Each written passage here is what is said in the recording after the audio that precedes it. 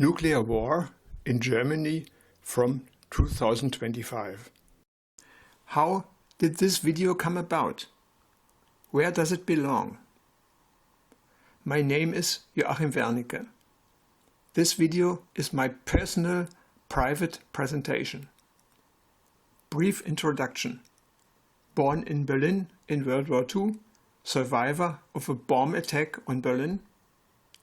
Grew up in West Berlin, physicist, engineering PhD, university professor, military technician, air defense, light reconnaissance drones, non-party, German citizen living in Berlin. Throughout my life, I have been concerned with the question of how democracies could have bombed children. I want to make sure that this never happens again. And I see something is brewing up against Europe. But we can't prevent that.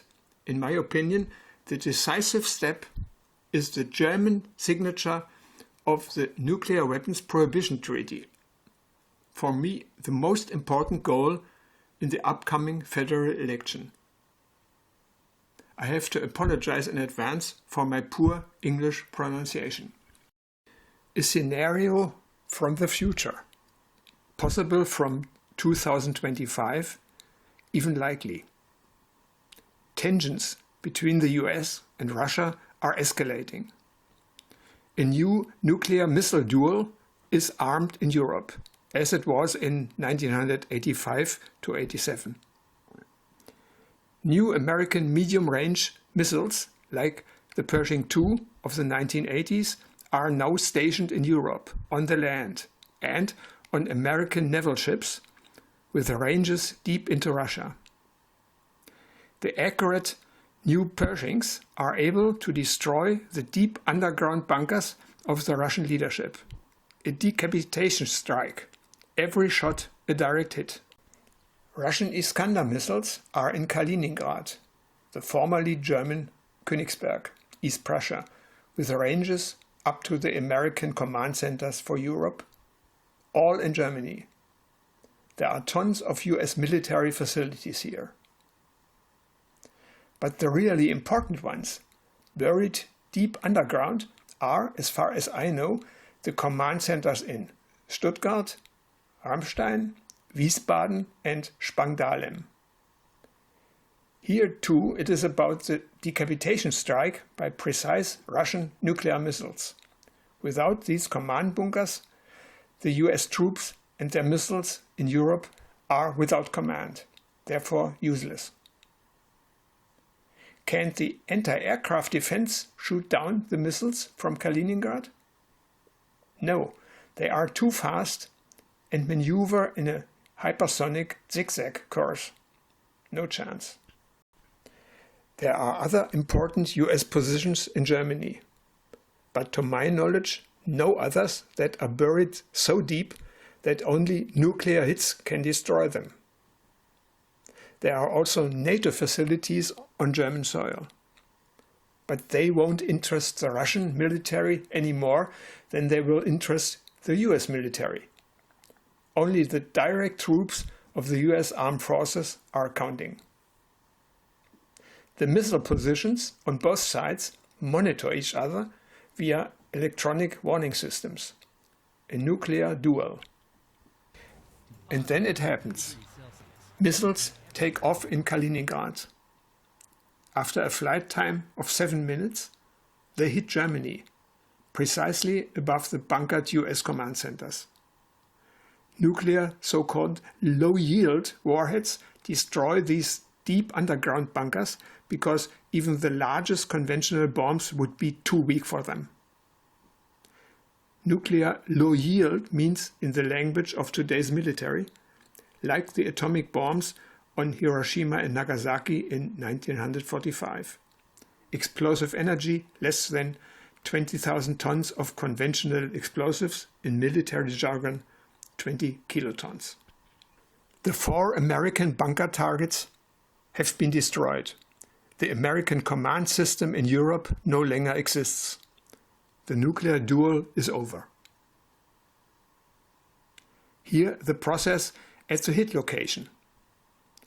The missile warhead ignites on the ground. The bright fireball outshines everything.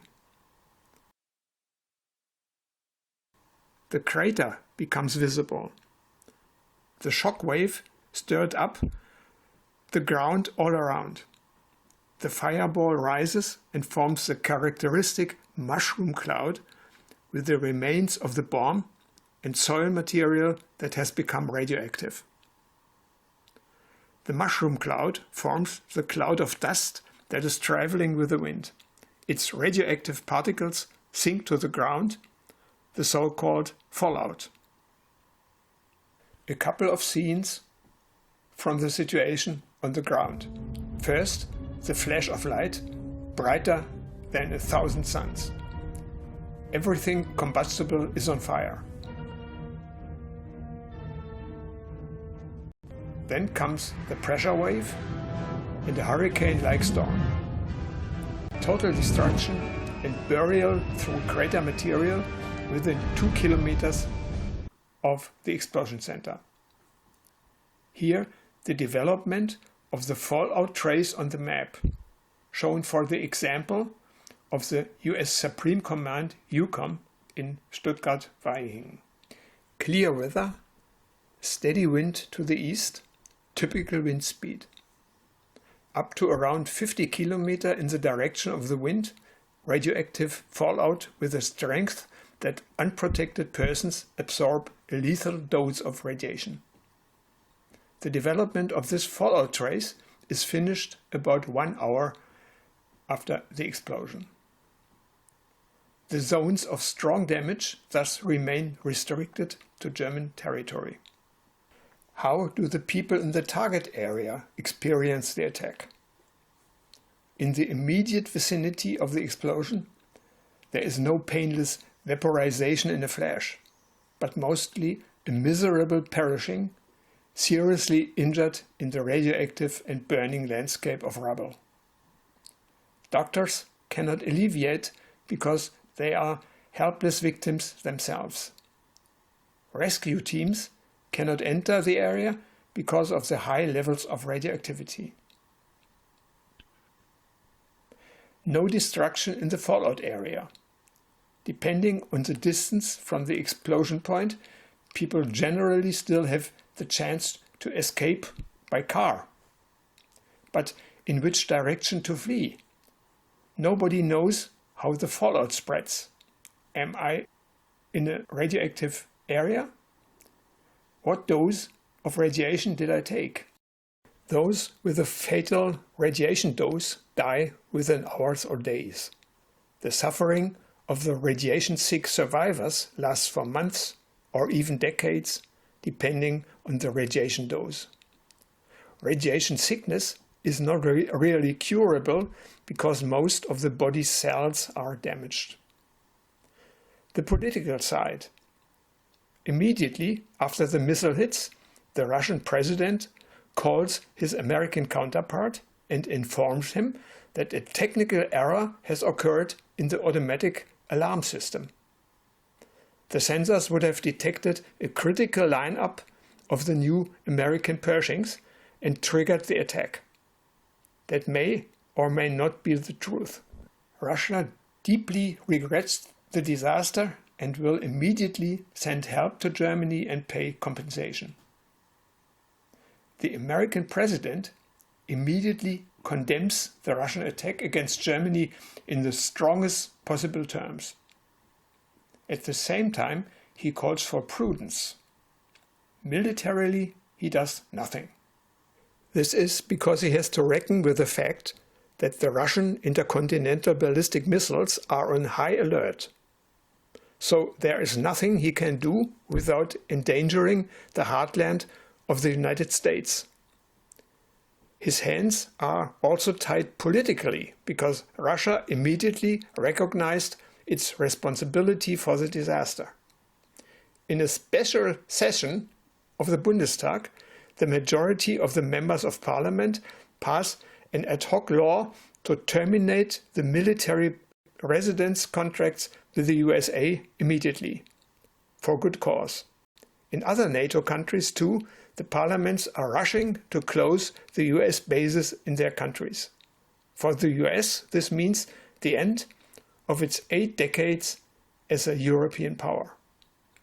The Russian-German relations are badly damaged, but the nuclear missile duel in Europe is over, even though in a brutal way. Russia has got rid of an existential problem. For Germany, it is a catastrophe, an additional health and social problem for decades. Germany is weakened as an economic competitor. That's the scenario, possible, even likely, from 2025. But it must never happen, under no circumstances. Who would be to blame for the disaster? Russia, that attacked Germany? Or the USA, which without necessity cancelled the INF Treaty and set up the new Pershings? Or Germany, which has acted as a military springboard for the USA? Trying to see it from the outside, could you really blame the Russians for attacking in a crisis, in their situation? What are they supposed to do? Their management system is concentrated in and around Moscow. This cannot be changed easily.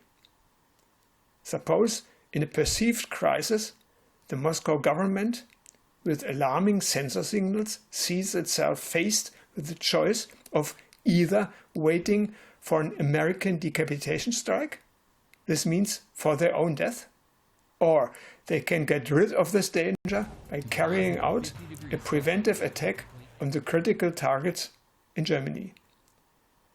On top of that, with the excuse technical error. How would we decide in such a situation? But there is really good news about the problem. Germany can eliminate the danger with a stroke of a pen, independently, without having to ask others. With the signature of the new Nuclear Weapons Prohibition Treaty of the United Nations. The treaty has been in force since January 2021, but only for the 54 states that have ratified it so far. Among them are in Europe Ireland, Malta and Austria. 122 of the 193 UN member states voted for the Nuclear Weapons Ban Treaty in 2017. If Germany also follows Austria's path, then nuclear weapons and their command centers are no longer allowed on German soil. This means that there are no longer any targets for the missiles in Kaliningrad in Germany.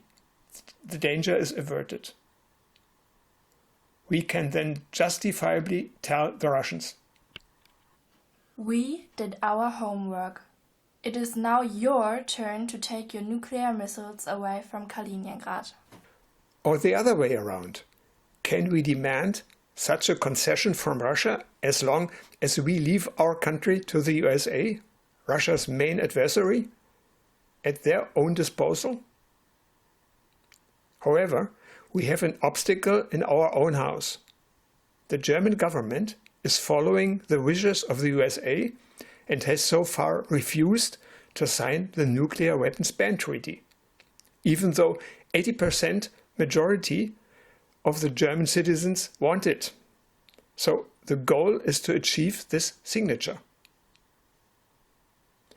This UN treaty is the world's most powerful tool to date against the threat to humanity posed by the nuclear armed states, especially by the USA and Russia. The treaty finally puts nuclear weapons in a row with chemical and biological weapons of mass destruction. Everything is forbidden. The use of nuclear weapons, their development and manufacture, the threat of them, and even their possession. What is not expressly stated in the treaty, but which hovers over the subject of weapons of mass destruction. The thinking must stop that there could be any reasons or conditions that justify mass murder. The 9 nuclear weapon states and their entourage did not even take part in the negotiations to the treaty. The 5 official nuclear weapon states are thus breaking their obligation from the Nuclear Non-Proliferation Treaty of 1968, namely to pursue negotiations in good faith on nuclear disarmament. So now it's about the German signature of the Nuclear Weapons Prohibition Treaty as the most urgent political measure. Of course, corona, climate, social affairs, education are important topics. But peace is not everything. But without peace, everything is nothing, as the former West German Federal Chancellor Willy Brandt put it. And peace is in danger in Europe. Signing the Nuclear Weapons Prohibition Treaty shouldn't be a big step at all. The 2+4 Treaty made the area of the former East Germany, GDR, and Berlin a nuclear weapon-free zone as early as 1990, thus around 1/3 of Germany. Why not the other 2/3 too? In 2010, all parties in the Bundestag had unanimously called for the German government to remove nuclear weapons from the country. The government ignored this mandate. The Bundestag accepted this disregard of its role without resistance. It could have made a nuclear weapons law.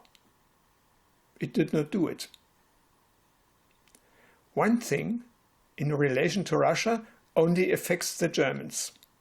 80 years after the attack on the Soviet Union, German soldiers are again standing at the Russian border, again in hostile functions. German nuclear bombers under American command threatened people in Russia. What did the Russians do to Germany? Whose interests does the Bundeswehr serve in Lithuania?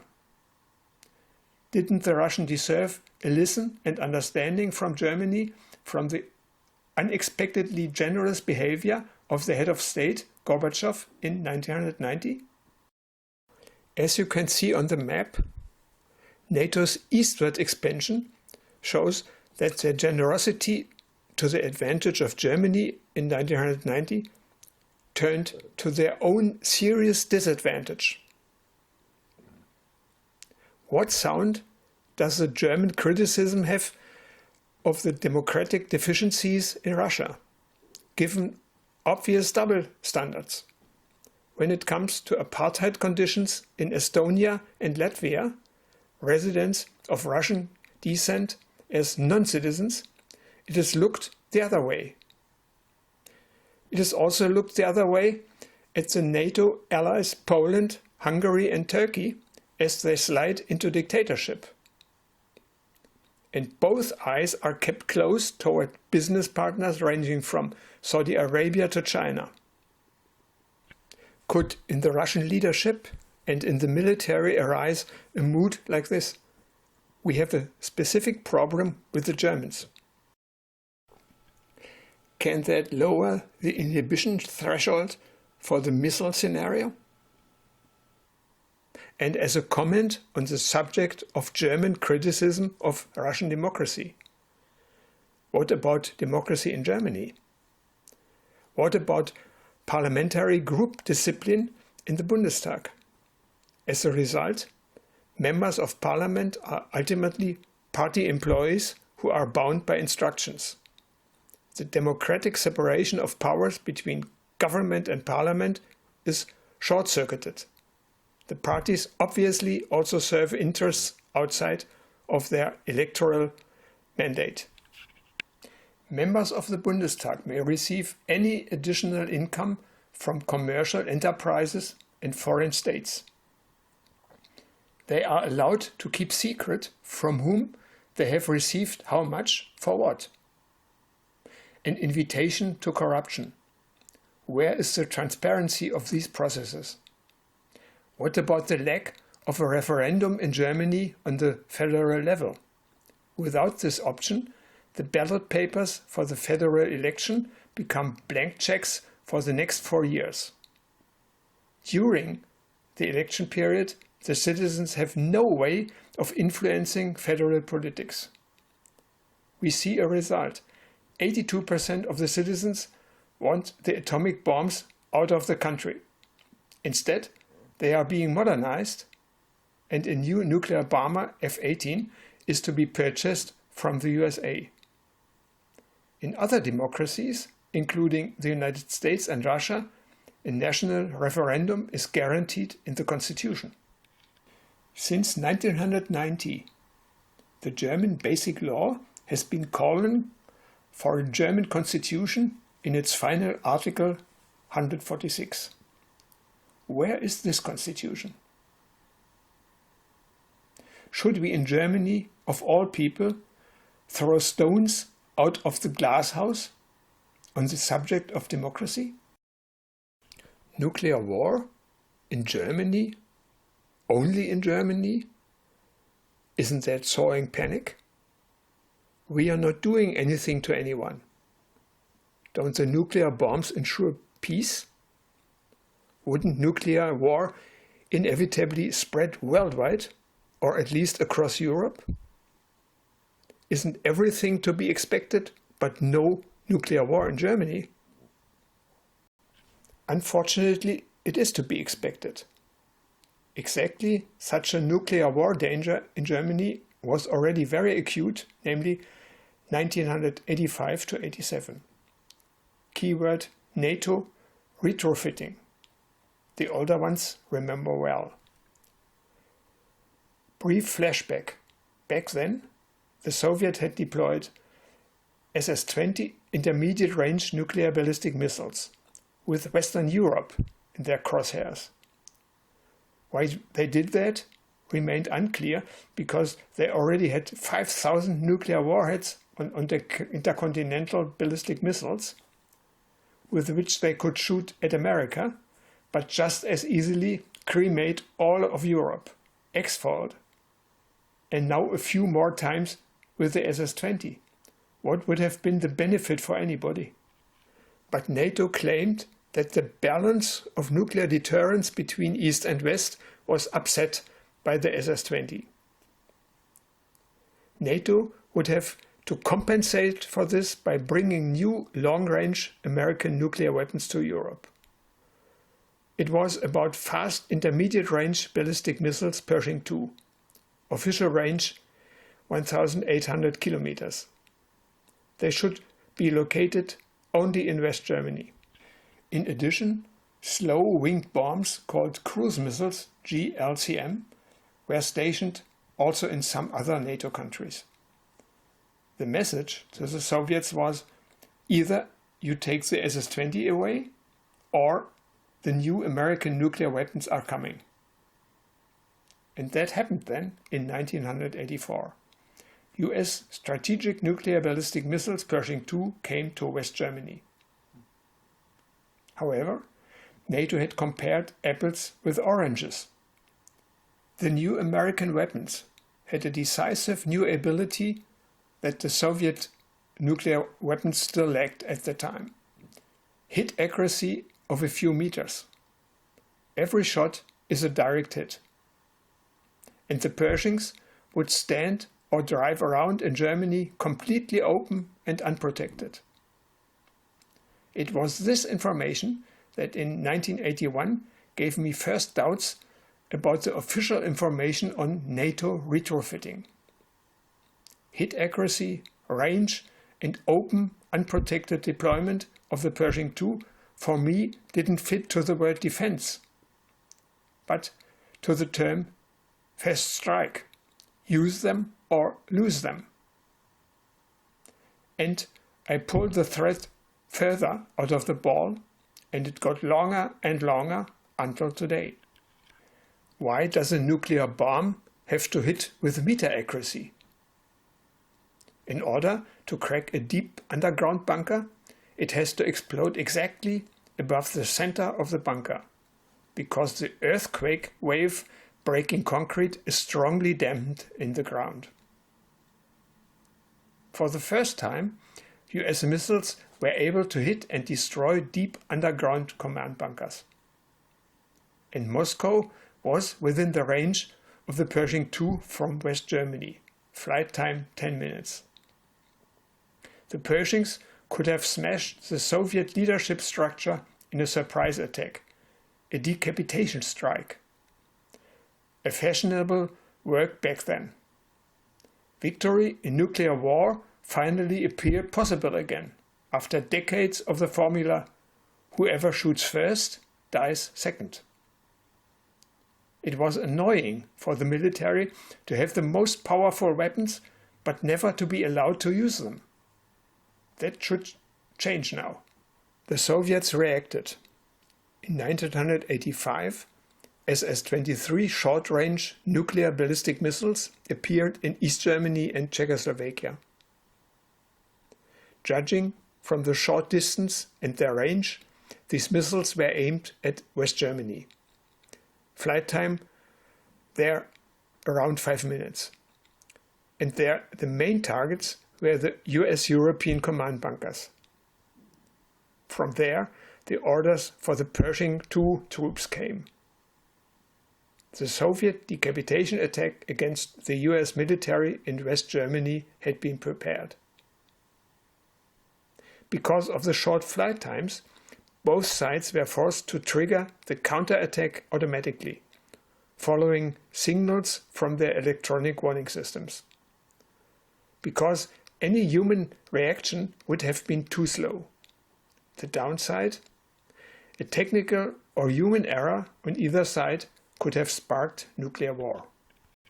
Like in a pistol duel, there was a strong incentive for both sides to shoot first, that is, to take a preventive first strike. Hundreds of thousands of citizens in East and West, in Europe and the USA, in a peace movement protested against this threat. For the first time, the world public became aware of the excessive nuclear armament of the nuclear weapon states. For decades, over 60,000 nuclear warheads had been piled up in their arsenals, many of them with 100 to 1,000 times the explosive power of the bombs on Hiroshima and Nagasaki. The existence of mankind hung by a thread, at the discretion of two states or an accidental technical error. If the Cold War had gotten hot, even just a little bit hot, at least Central Europe would today be an uninhabitable, radioactive, restricted area, a blank spot on the map. Mind you, France saw the threat of nuclear war coming early, and in 1966 closed all American military bases. They moved to West Germany. Here in the picture, the French President de Gaulle in conversation with the US Commander-in-Chief for Europe, General Lemnitzer. De Gaulle had just thrown the US command center out of France. In 1987, the heads of state, Gorbachev, Soviet Union, and Reagan, USA, had recognized the danger of unintentionally getting caught up in a nuclear war. In a phase of understanding, they ended the nuclear duel in Europe with the so-called INF Treaty for a total ban on land-based intermediate-range weapons. All land-based intermediate-range missiles and launch vehicles on both sides were withdrawn and scrapped under mutual control. 2 years later, in November 1989, the opening of the Berlin Wall and the non-violent end of the Cold War. After 45 years of occupation of Germany, the four victorious powers allowed reunification in 1990. Germany regained its sovereignty with the 2+4 Treaty of 1990. The troops of Russia, England and France withdrew. Germany as a whole became a member of NATO. This posed a problem because the time of the clanking arms of military alliances in Europe was actually over. The time for an all-European peace order had come. There was even a suitable framework for this, namely the predecessor of the Organization for Security and Cooperation in Europe, or OSCE for short. A look at NATO, founded in 1949. 27 of the 29 current member states are in Europe. The other two are the USA and Canada. But the commander-in-chief of NATO is always a US general, namely the commander-in-chief of the US forces in Europe. His employer is not NATO, but the American president. So legally, NATO is a US foreign legion for over 70 years. In 2020, a parliamentary group in the German Bundestag asked, "To the knowledge of the federal government, is it true that the American president has sole decision-making authority over the use of American nuclear weapons?" The German government gave a clear answer. Yes. Since 2019, General Todd Wolters has been NATO commander-in-chief. In February 2020, he answered questions at a hearing before the US Senate in Washington. Among other things, it was about not being the first to use nuclear weapons. Senator Fischer asked Wolters, And what are your views, sir, on adopting a so-called no first use policy? Do you believe that that would strengthen deterrence? Senator, I'm a fan of flexible first use policy. So General Wolters is a fan for being the first to use nuclear weapons in the event of war. Is he acceptable for the security of Europe? What is his level of information about humanitarian international law? The US and NATO rely on military deterrence against Russia. That's good for armament business and military careers. But can deterrence ever be a suitable approach for a peace order across Europe? We are also friends in NATO. But where is the assurance of the NATO allies? We, NATO State X, promise that under no circumstances will we ever use war weapons against targets on German soil. This, of course, does not apply for the protection of Germany only, but of every NATO state. Do we want to be allied with states that might bomb us on occasion, or have their tanks firing in German towns? What about an EU army to replace NATO? How is that supposed to work with a nuclear-armed state on board, France? So with a state that bases its strategy on the readiness to commit the most serious war crimes. At the same time, the EU state Austria is a member of the Nuclear Weapons Ban Treaty. How does that fit together? American nuclear weapons are still stored in Germany, at the Büchel airfield in the Eifel. German nuclear bombers Tornado are supposed to throw them at targets in Europe. Nuclear sharing is the term. According to a poll from April 2021, 82% of the Germans do not want atomic bombs on German soil. What are the targets of the bombs? The government is keeping this a secret. From whom? In light of NATO actions, the Russians probably will expect their country to be the target. None of the victims of a future German nuclear attack did anything against Germany. Can the use of a nuclear weapon ever be lawful? In 1996, the UN General Assembly asked the International Court of Justice, ICJ, in The Hague, and received a clear statement from there. The use of nuclear weapons is incompatible with international humanitarian law and is therefore illegal, a war crime. The same applies to the threat of nuclear weapons. The question remained unanswered for only one case, undecided between the 14 judges, when the very existence of a state is at stake. Whatever is meant by this, it only applies to the owners of the nuclear weapons, not to their entourage, and thus specifically not to the European nuclear sharing states, Belgium, Netherlands, Germany, Italy.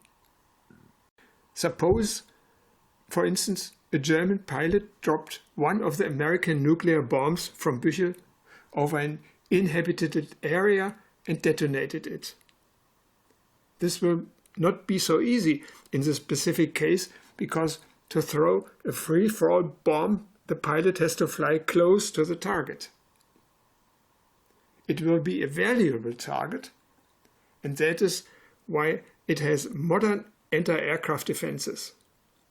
With this old-timer airplane, however, the pilot has little chance of survival. But suppose he survived the flight and came back.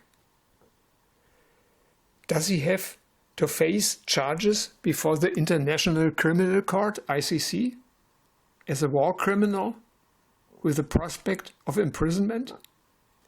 Is participating in a nuclear weapons training flight a threat and therefore illegal? For example, participating in the annual NATO maneuver Steadfast Noon?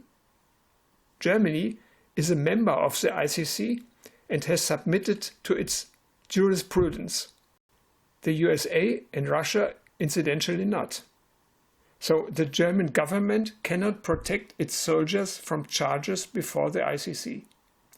It is the personal responsibility of every German soldier to check orders for the legitimacy in accordance with international law and to refuse illegal orders. When in doubt, it is not enough to ask the supervisor. Legally binding is the ICC's point of view. But this point of view should be possible to find out.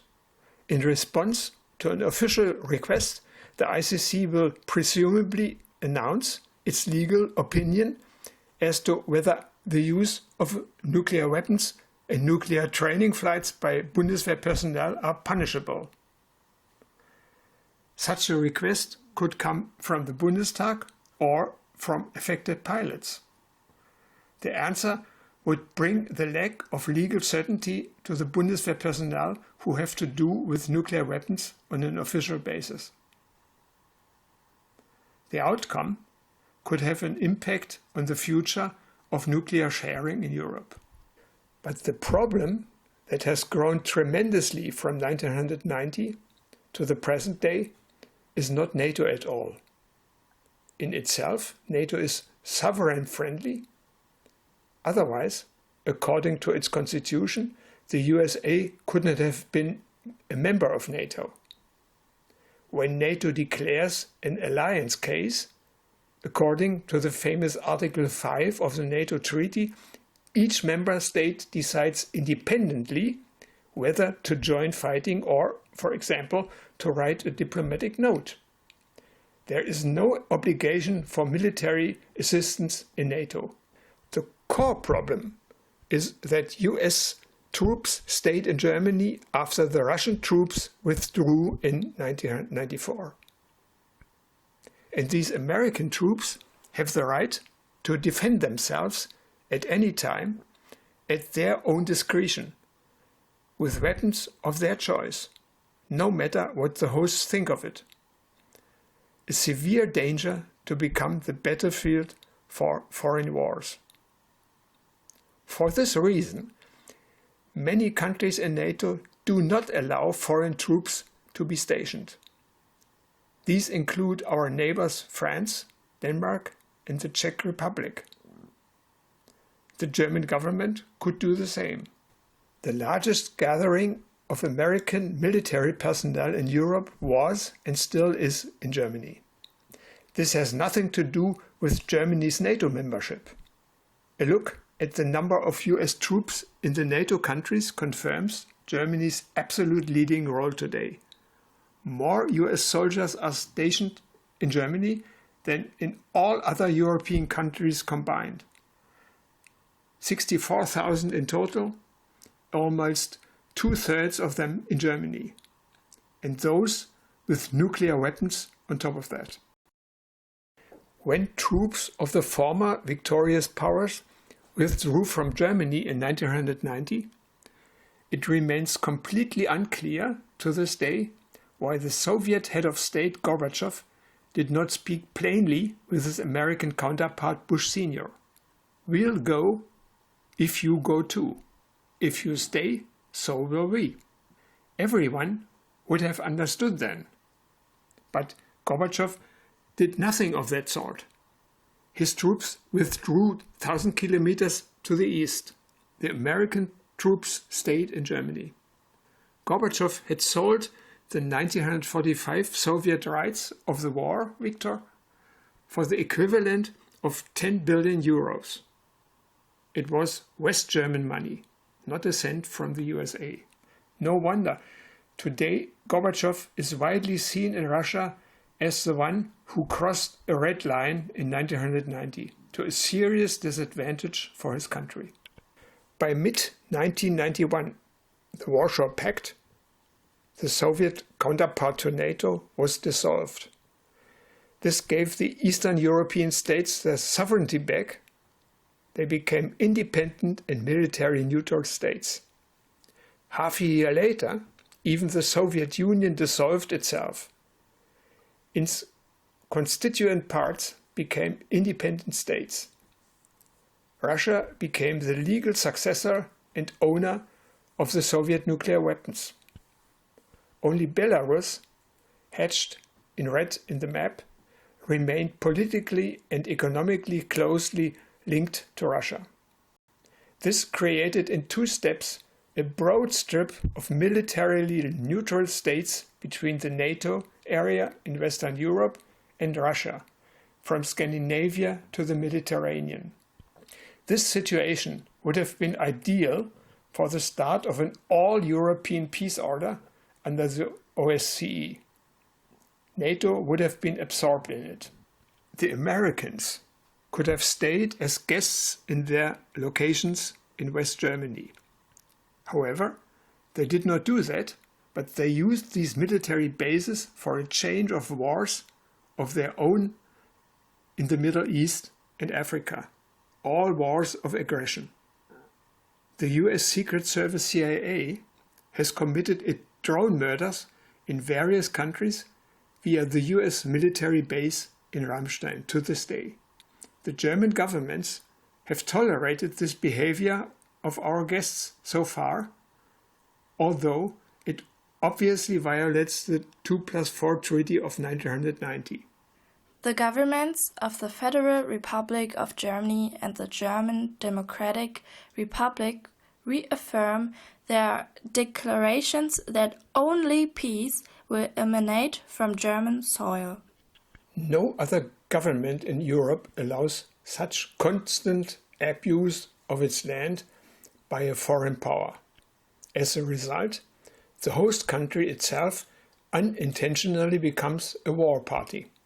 However, all of this should not necessarily have burdened relations with Russia.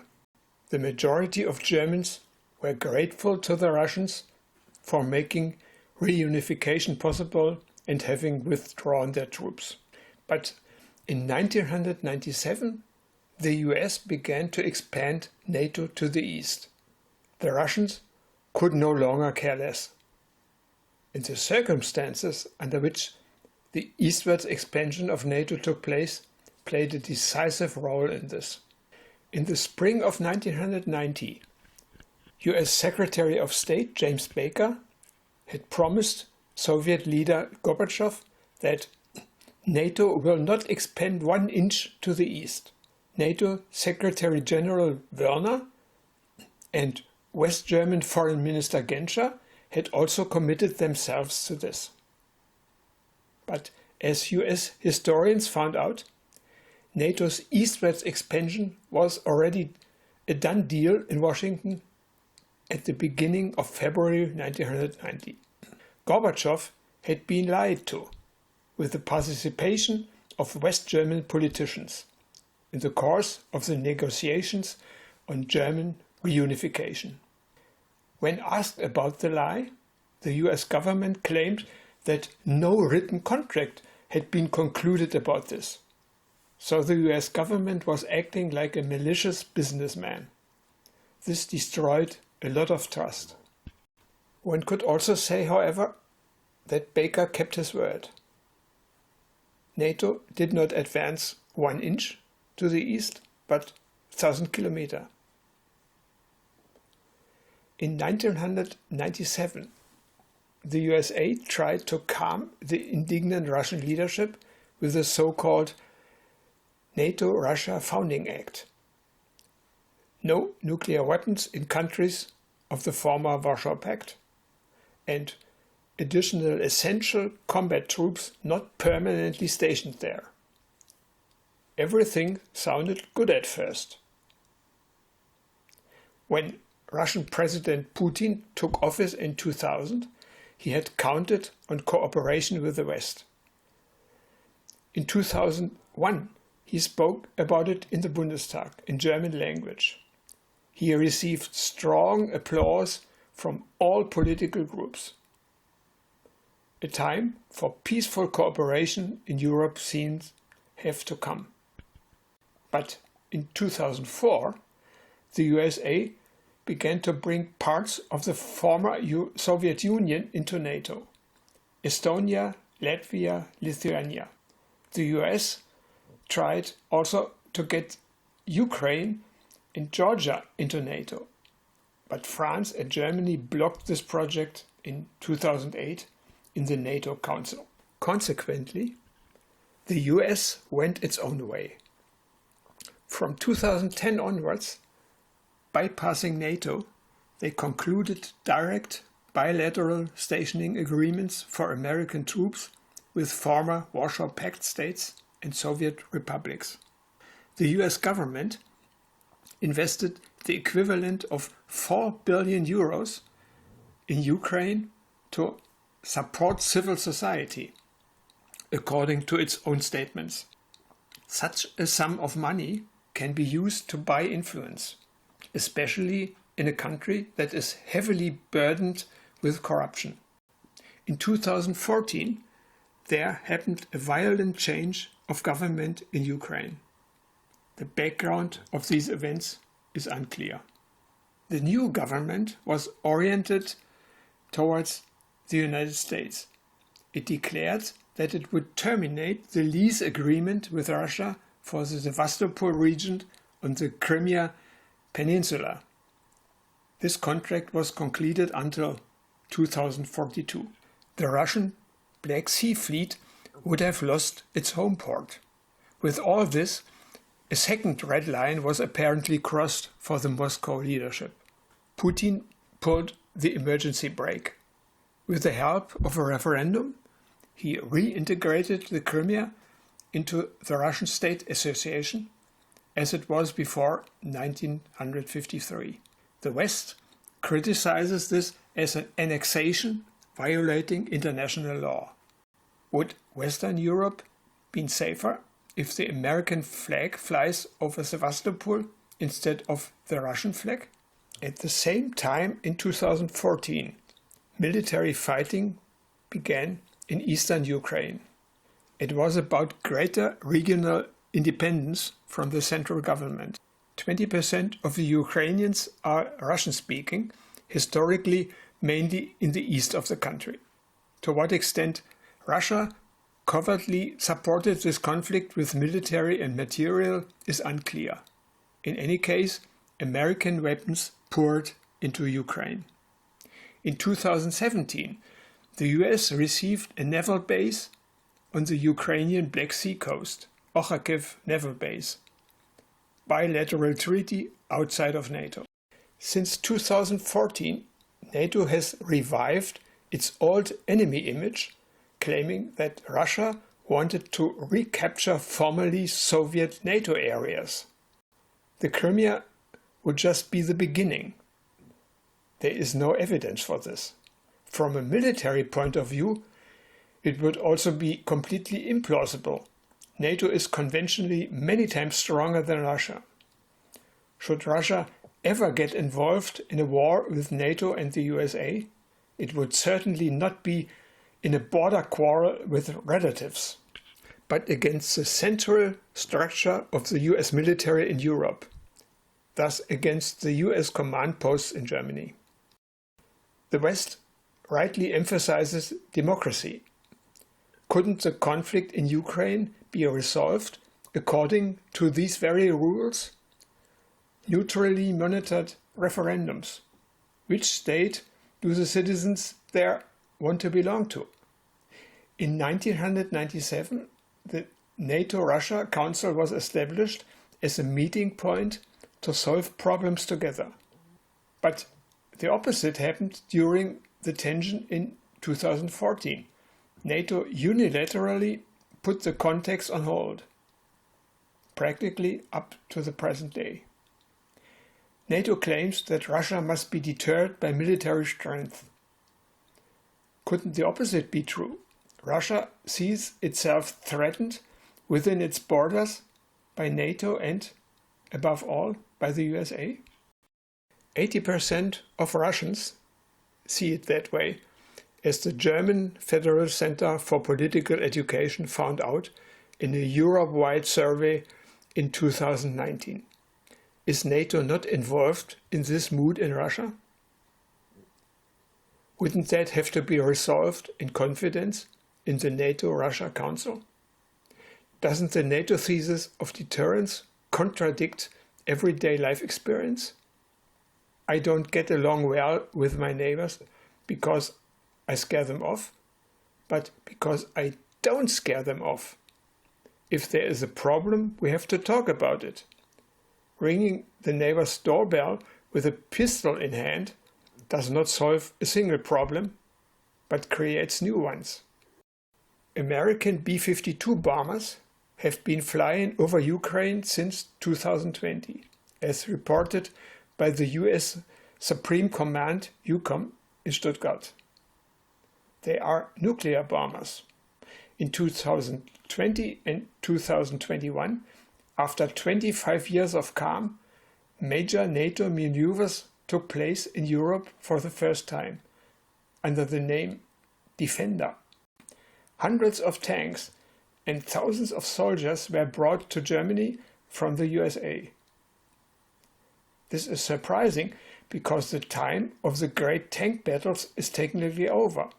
Tanks are fantastic targets for precision ammunition from the air.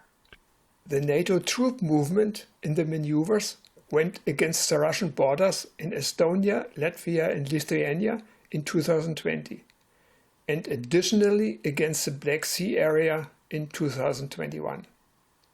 These maneuvers obtained their orders from the US command centers in West Germany. NATO has stationed combat troops in Eastern European countries permanently against the promise in the NATO-Russia Founding Act. And in addition, NATO claims that this is not a permanent stationing at all because the personnel is constantly being exchanged on a rotational basis, as they say. Russia sees this as a fraudulent move, completely unfounded. Germany participates in this rotation. Why? Once again, in fast motion, what had happened since 1990. In 1991, compared to the Cold War time, NATO had gained territory of the former East Germany. Between Russia and NATO, there was a 1,000-kilometer wide strip of militarily neutral states, a stable situation. In 2021, NATO had moved directly to the Russian-Belarusian border. Is it unfounded that Russia sees itself militarily encircled by the USA? In 2002, US President Bush Jr. unilaterally terminated the so-called ABM Treaty. This treaty had banned defense techniques against intercontinental ballistic missiles since 1972. Since then, the US had developed and deployed the Heavy Missile Defense System GMD.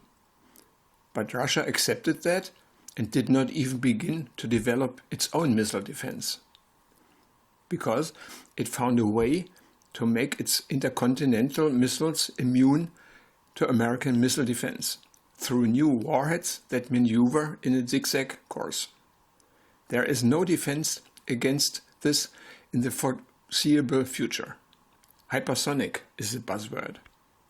Even without this innovation, the existing intercontinental ballistic missiles can also be reprogrammed on a sufficiently zigzag course. The fact that the USA is still continuing with its expensive missile defense obviously has internal reasons in the armament business. But the drop that broke the barrel in 2019, US President Trump cancelled the INF Treaty that banned land-based intermediate-range weapons. Immediately after the end of the treaty, test flights with new medium-range missiles began in the USA. They are modernized reissues of the accurate Pershing II missiles of the 1980s. This meant that for Russia a third red line had been crossed. In 1987, the INF Treaty ended the nuclear missile duel of which we were already talking. For 32 years, the treaty had provided protection against medium-range missiles for Europe, including Russia. According to the US government, this should now be over. But there are technical countermeasures.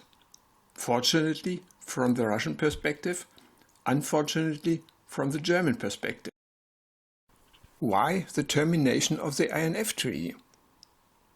Trump claimed that Russia had violated the treaty with the too great range of a new cruise missile. Might be, but he did not provide any evidence. Russia denied the allegation and offered a neutral investigation. For instance, the defense technology departments of the German Bundeswehr would have carried out such an audit assignment. But from the German government level, not a word, as well with all other European governments. That was surprising, because it's about the security of Europe. Russia also stated that the US had violated the INF Treaty since 2015. At that time, an American Aegis missile station had gone into operation in Romania. The station uses the launchers of the Aegis system on ships.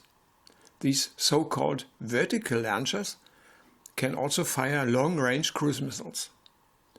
These launchers were therefore forbidden on land, only allowed on ships, as shown here. The Russians may have been right in their allegation, but the US leadership ignored it. A clarification was apparently not wanted there. No European government opposed it. So, the INF Treaty is gone. What was Trump's intention when he terminated the treaty? New intermediate-range missiles are useless for the defense of the USA, unless against the neighbors Mexico or Canada. Did Trump want to harm the economic competitor Europe? Or had he promised his armament corporations new missile orders? The swift start of testing new missiles suggests something along these lines. What new medium-range missiles are under construction in the USA?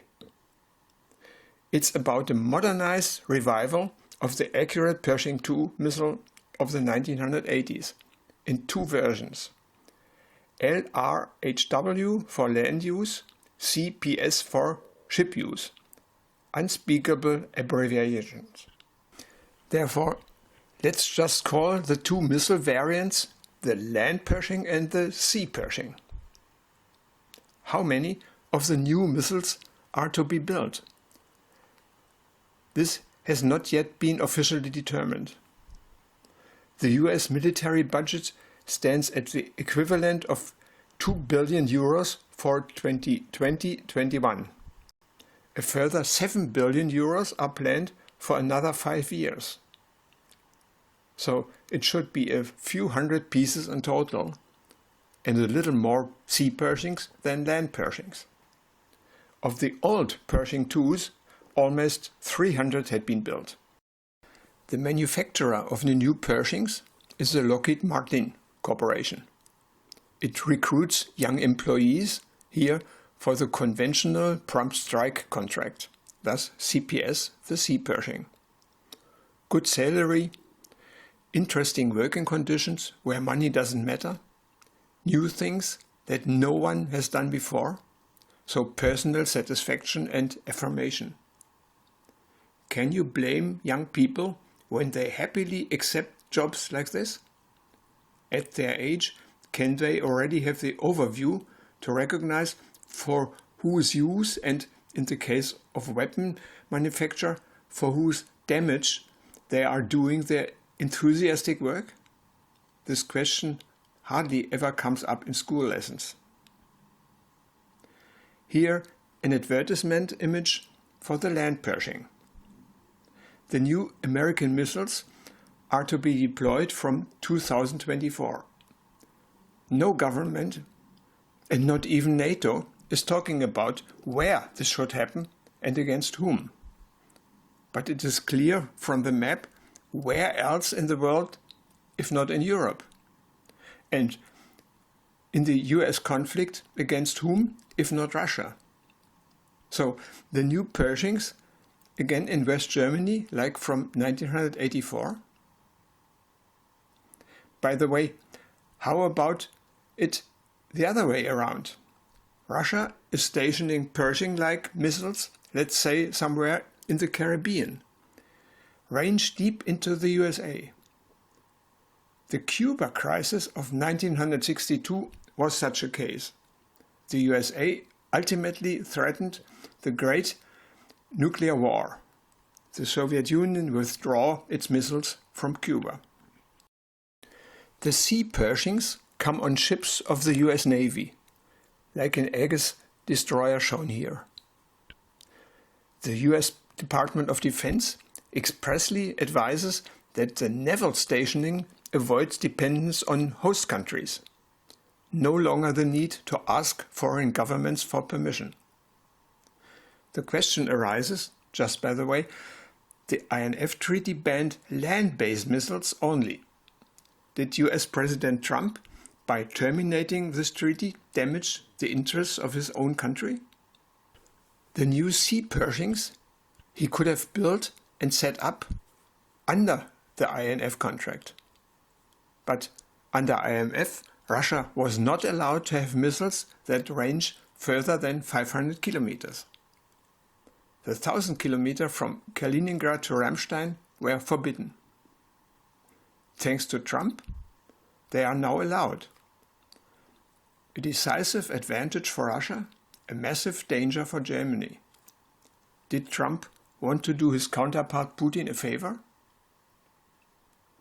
The Aegis destroyers are floating missile magazines with launch tubes for up to 96 missiles, either anti-aircraft missiles SM-3 or rocket-launched cruise missiles Tomahawk. Here the launch of a cruise missile in slow motion. The Aegis destroyers will also be equipped with sea Pershings. Also the larger Samwelt destroyers of the US Navy are to receive launch devices for 12 sea Pershings each. Little technical information has been published about the new Pershings so far, including speed, hypersonic and range 2,700 kilometers. From the Baltic Sea or the Black Sea to Moscow, it is around 1,200 kilometers each. The US military claims the new missiles will not have nuclear warheads, only conventional warheads. This is expressed in the name of the Sea Pershing, CPS. C stands for conventional. There are no technical reasons for this, because a conventional explosive charge for the missile must weigh at least around 500 kilograms, so that its damage effect on the target justifies the cost of the expensive rocket. A small nuclear charge weighs only around 100 kilograms, so it fits better into the missile warhead, increasing its range. The Russians apparently don't believe a word anymore and assume that the new Pershings are again nuclear missiles, suitable for the decapitation strike on Moscow. This can be seen from the way they reacted on the termination of the INF Treaty.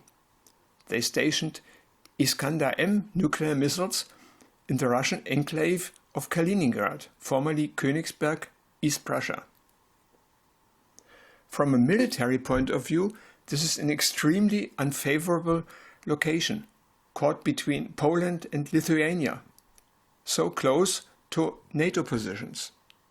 In a war against NATO, the Russian missiles, an important target, would be destroyed within minutes. So they are not suitable for a counter-defense after a NATO attack, but only for a Russian initiative, a first strike. The fact that the Iskander missiles were nevertheless set up in Kaliningrad and not in the security of the Russian heartland shows what the missiles are for the decapitation strike against the American command bunkers in West Germany. It's mainly about the four half-a-century-old American bunkers already mentioned in Stuttgart, Ramstein, Wiesbaden and Spangdahlem, so that a Russian decapitation strike cannot lead to an American counterattack. It has to happen surprisingly and so quickly that the American system can no longer react. In the dual situation of the Cold War from 1984 to 87, the American bunkers in West Germany were in the crosshairs of the Soviet SS-22 short-range missiles from East Germany and Czechoslovakia. Flight time 5 minutes.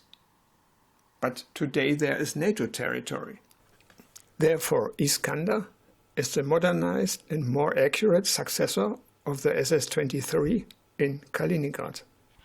This is the second best location. Flight time a little longer, 7 minutes, but a few minutes shorter than from the Russian heartland.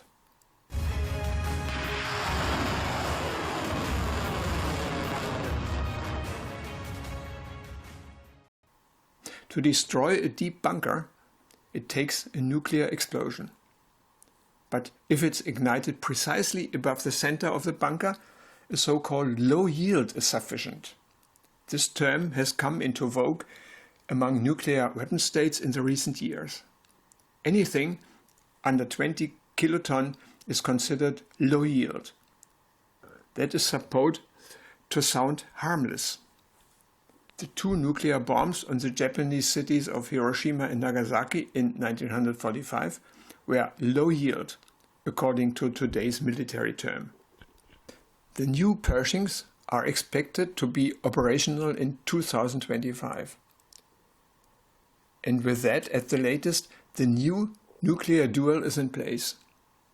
American Pershings in Western Europe, on the Baltic and Black Sea, ready for the decapitation strike against Moscow.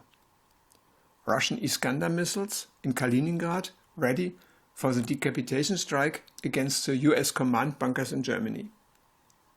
A duel, but not at eye level. The heartland of the USA is not endangered, but that of Russia is. In Moscow, a city of more than 10 million, no one would survive the decapitation strike with 100 to 200 American nuclear explosions. Therefore, the Russians have a stronger motive to shoot first. In this case, only Germany has the damage. The German Defense Minister, Annegret Kramp-Karrenbauer, first mentioned the Iskander missiles in Kaliningrad in April 2021. Only a few hundred kilometers away from us, Russia has deployed modern rockets and cruise missiles that can reach Germany without much warning. A short warning time only applies to the ballistic missiles. But what, in the opinion of the minister, are the missiles' targets in Germany? Not a word on this key issue, which might be of great interest to the citizens living in the target areas. Is that Russian lust for conquest? Or is it the answer to the American termination of the INF contract and the production of the new Pershings?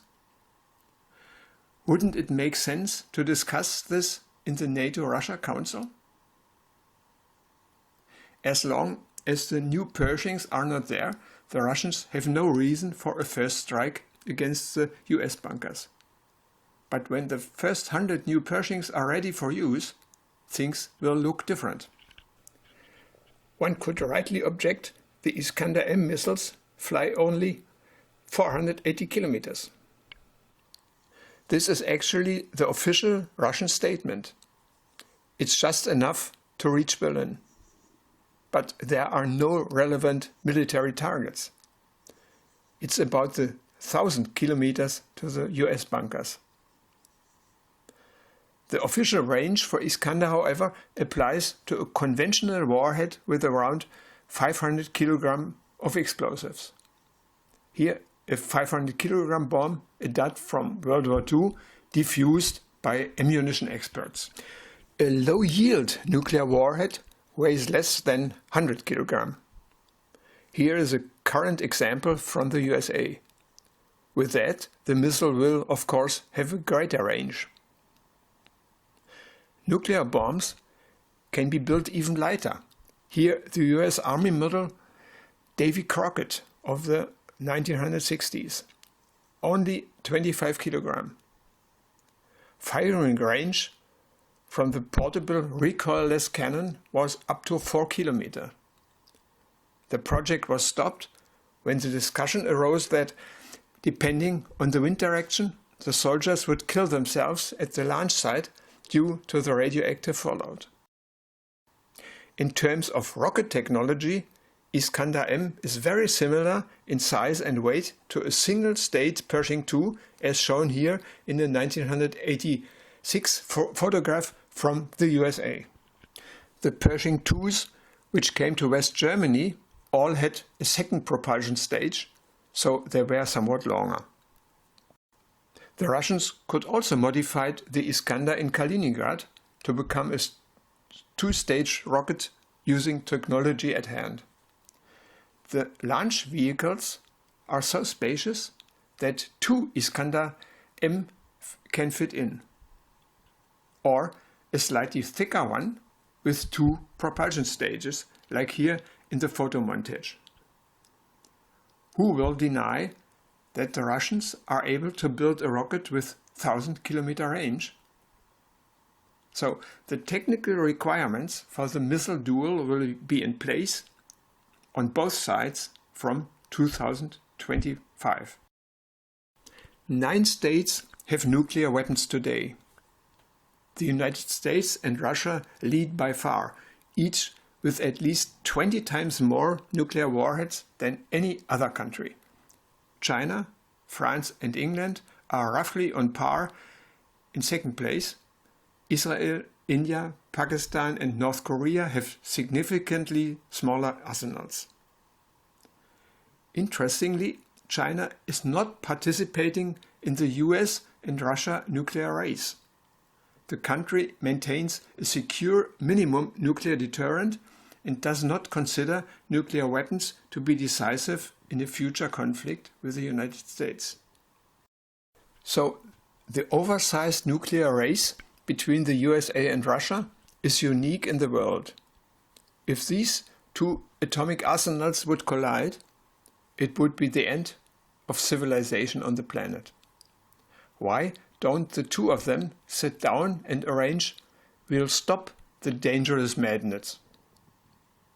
It would even be enough that just one of the two did it for himself.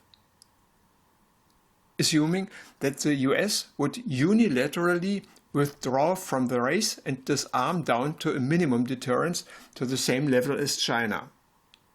Then Russia would not be able to continue at the current level because the military would no longer be granted the money for it. The same applies the other way around, of course. If the Russians were to disarm down to the Chinese level, they would at the same time turn off the money supply to the American military. But so far, neither of the two opponents has apparently any interest or courage in going this way. Suppose, contrary to NATO claims, the Russians have no plans to conquer neighboring states. As the Europe-wide survey by the German Federal Center for Political Education found out in 2019, 80% of Russians see themselves as threatened by the USA and NATO. Do they all suffer from conceited paranoia? Or do they have real cause for fear? In order to find an answer to this, one has to take a closer look. How did the present absurd situation come about in the first place? It may seem boring to yawn, but it isn't. Today's dangerous military situation is a direct consequence of developments in World War I from 1914 to 18. This is less about the military than about the economy. The soldiers waving cheerfully here at the beginning of the war in 1914 probably had no idea that most of them would die on the war front in a 4-year war, not for the protection of their home and family, but for economic interests. At that time, it would have been considered a treasonous spiritual aberration, an insult to the wisdom and dignity of the imperial leadership. Today, it is common knowledge. War is always mainly about money. During World War I, the USA supplied England and France en masse with weapons and ammunition for the material-intense battles of that time. The governments of England and France borrowed money for this from American banks.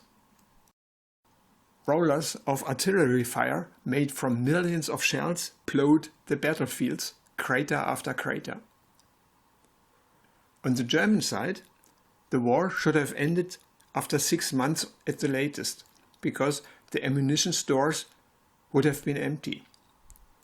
The British naval blockade prevented the import of the chemical nitrogen compound saltpeter from South America. The salt was the raw material for making explosives. It would therefore not have been possible to produce the necessary ammunition. But German scientists had found a method to artificially manufacture saltpeter from coal, air and water. This discovery was made through a deep physical understanding of the energy in the atomic shell. The imperial leadership immediately took advantage of this innovation on a large scale. A nitrogen industry emerged. For this purpose, sacrifices were demanded from the people.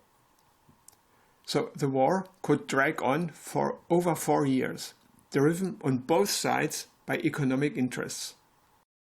In the material battles, the European industrial countries murdered each other's millions of their young men.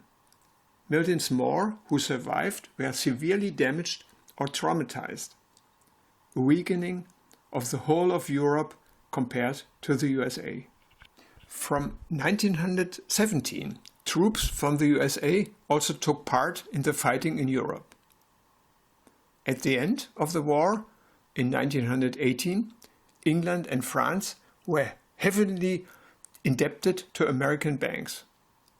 In the USA, a powerful network of interests had arisen between arms companies, banks, the military and politics. Today, this phenomenon is known as the military-industrial complex and can be found in most industrialized countries. The development of the American armament industry in World War I can be read from the development of the US military budget. Here in the overview from 1900 to today. At that time, it had a steep peak. After the war, the military budget fell back to pre-war levels. But the military-industrial complex had established itself in the great country as a cancer that destroyed democracy. The Versailles Peace Treaty of 1919 was supposed to regulate the repayment of the British and French war debts to the USA from reparation payments of the defeated countries. Many national borders in Europe had been redrawn. Millions of people experienced this as a displacement and injustice. Thus, the germ was laid for nationalist dictatorships and for the next great European war. It actually took place starting with the German invasion of Poland in 1939. 2 years earlier, Japanese troops had invaded China. Japan and Germany were allies at that time. In 1941, the German Wehrmacht invaded the Soviet Union in a planned war of extermination. All of this merged from 1941 to form World War II. Again, the USA delivered massive amounts of arms and ammunition, initially only to England because France had become a German occupation area in 1940. At the end of 1941, the USA became a war party itself, simultaneously against Japan and Germany. Shortly before that, the USA and England had joined forces with the Soviet Union militarily to form the anti-Hitler coalition. That was surprising because the Soviet leader Stalin was seen as a bloodthirsty tyrant in the USA and England, with good reason. His communist ideology was considered dangerous for the economy and freedom. From then on, however, not only England but also the Soviet Union received arms deliveries from the USA as part of a Lend-Lease agreement. In the American media, the Soviet Union had gone from a dangerous adversary to a beleaguered ally whom the American people urgently needed to help. Again, the US military budget had a steep spike far larger than in World War I. For example, American factories produced 30,000 B-17 and B-24 bombers and the associated million tons of high explosive and incendiary bombs. At times, a Finnish bomber rolled out of the hall every hour. Deliberately bombing residential areas was prohibited under martial law. It was also considered unmilitary to kill defenseless women and children. Such mass murder became standard after Germany broke the taboo in the air war against England. Under the heading of moral bombing, the American and British air forces destroyed over 100 German and Japanese cities, and with them the cultural heritage of these people affected. The highlights in Germany were the firestorm attacks on Hamburg in 1943 and Dresden in 1945. each with tens of thousands of civilians killed. These were all war crimes. The inhumane ways of thinking of National Socialism had infected the leaders of democracies, seduced by the great economic gains. Again, a scientific discovery brought a whole new note to war technology. In 1938, in a research institute in Berlin, a method had been found for obtaining energy from the atomic nuclei of the chemical element uranium, and to a sensational extent, 1 million times more energy per kilogram than from the chemical reactions in the atomic shell. In the USA, from 1942 onwards, it became a huge secret development program.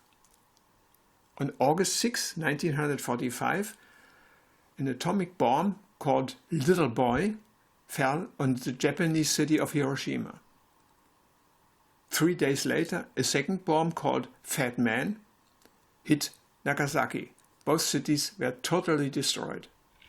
These two attacks killed around 100,000 people in the first few hours. Another 130,000 died from the bombings until the end of 1945, an unknown number in the months and years thereafter. Dulled by the years of the war, the peoples had accepted the city bombardments as an apparently inevitable manifestation of total war, beyond humanity and justice. But the new atomic bomb, with its insidious radiation effects, generated a wave of horror and revulsion around the world. This surprised the US military. The attack on Tokyo in March 1945 destroyed twice the area as in Hiroshima and claimed a similar number of victims, and hardly anyone was upset. The worldwide disgust for the nuclear bombs being dropped on Hiroshima and Nagasaki continues to this day. No state has dared the use of a nuclear weapon at war since 1945. In the USA itself, there was critique on the two nuclear bombs on Japan because the country was already practically defeated. Secretary of State Burns justified the nuclear bombings purely economically, with a view to the future military budget. How do you get Congress to approve funding for nuclear energy if you don't have any results from the funds already spent? At the end of the war in 1945, it was foreseeable that the US military budget would fall back to peace level, roughly along the dashed yellow line. But the military-industrial complex, in the meantime, had reached such a mass, self-dynamics and political interdependence that it was able to prevent this loss of business opportunities. The extremely expensive nuclear bomb was a lever. It was also helpful that the USA had established military bases in many countries around the world during World War II. So they maintained a large standing army overall, with the corresponding costs. In order to prepare the American people for permanently high military expenditures, however, a new enemy image was needed, because the old enemy Hitler was defeated. But a full replacement was already there, namely the Soviet Union, which had been the war ally just a short time before. Its head of state, Stalin, had no idea from his system of terror what power public opinion can have. So he involuntarily did everything to do justice to the image of a bloodthirsty tyrant in front of the American audience. At the end of the war, rape, kidnapping and shootings by Soviet soldiers were the order of the day in Europe. People had been forcibly evicted from their homes. Stalin had conquered half of Europe and was occupying these countries, a force to fear. The fact that this injustice was largely agreed by the Western powers beforehand in the Tehran and Yalta Conference went unmentioned in the Western media. Now it served as a proof that the victorious and apparently extremely powerful Soviet army was only waiting to swallow the rest of Europe, all the way to the Atlantic. As a guarantee of protection against this danger, the US troops in Europe remained, it was said, with their powerful nuclear weapons in the rear. The occupying power became the protecting power. In 1949, NATO was founded, a military alliance led by the US to defend Western Europe against the alleged Soviet threat. A quarter of a year later, the first Soviet atomic bomb test ignited. This seemed to confirm the threat from the East. The reality of the Soviet Union, however, was drastically different from the Western propaganda image. Of the 5 million Soviet soldiers in German captivity, 3.3 million had died. Locked up in the open air with no care, they had starved to death, frozen to death, perished of disease. Over 1 million inhabitants of the city of Leningrad, now St. Petersburg, were deliberately starved by the Wehrmacht during a 2-year siege. The older brother of today's Russian President Putin was one of these victims. The German scorched earth tactic had made hundreds of villages in the Soviet Union uninhabitable. The land battle in Europe had raged on Soviet territory for most of the war, 3.5 years. This country reportedly had 27 million war deaths, over 3 times as many as Germany, and over 50 times as many as any of the Western allies, USA and Great Britain. National Socialist crimes are described in detail in German politics and in school lessons. Financial reparations have been made. But the German war crimes against the people of the Soviet Union are still not an issue. That makes them even more monstrous. In 1945, in many Soviet villages there were no more men. The country was more destroyed than any other warring party in World War II, including the bombed Germany. Despite the general emergency in his country, the dictator Stalin put armaments in the foreground. However, the country was unable and had neither equipment nor soldiers to embark on a war against the rich United States. The main task was to make the devastated land habitable again. But none of this was taken into account in the West. The communist country was now seen in the propaganda as a threatening, overpowering, inhumane evil against which every measure would be justified. Here, an election poster of the Christian Democratic Party for the West German federal elections in 1953. For many citizens, a complete continuation of the government propaganda since 1933, right down to the pictorial statement.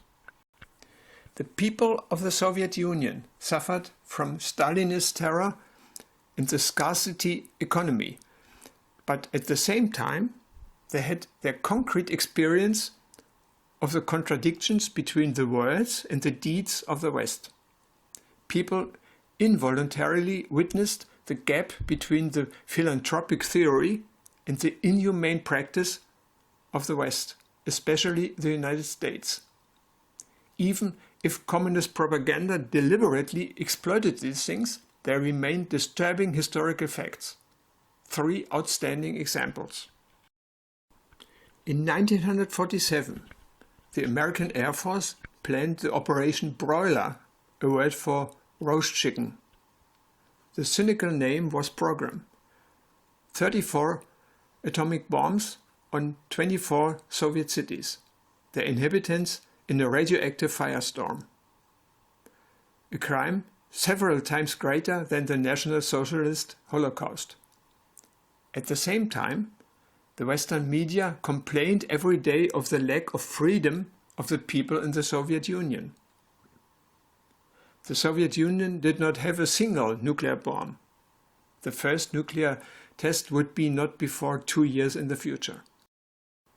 Why this American plan of extermination without any discernible political or military justification, not to mention legality and humanity? It happened simply because the military apparatus could do it technically, and because it was paid for. The aim of the planning since then until today has been an economic nature, namely orders for the armament companies. They develop technical superiority over any opponent at high cost, and they delivered the results to the military. And the so-called national security policy had become a subscription to permanently high military spending as an economic end in itself.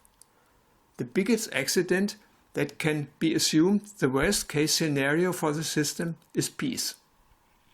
For the corporations functioning in the mechanism of robots, it is about the economic results, no matter what damage it causes elsewhere. The future is a foreign word for the corporations.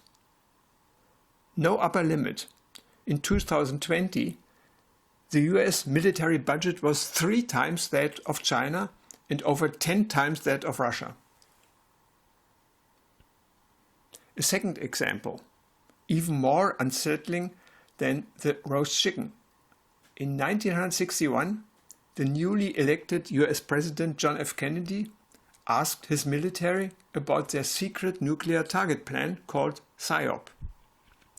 The plan contained a list of thousands of targets in the Soviet Union and its satellite states, at the time still including China.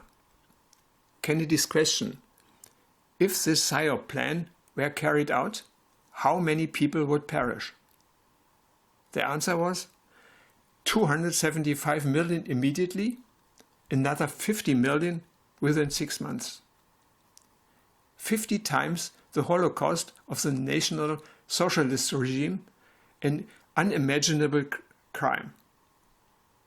It was planned under disguise of a democracy that was captured by the military-industrial complex. These facts are not found in German school books. But shouldn't they be in the context of the question, how can such a crime become an official plan in a democracy? Central and Eastern Europe, with its high population density, would also have been severely affected by PSYOP. When Kennedy came to West Berlin in 1963, after the wall was built, he presented himself as a guarantor for the freedom of the citizens. I remember well because I was one of the West Berliners who cheered Kennedy. As a free man, I take pride in the words, Ich bin ein Berliner.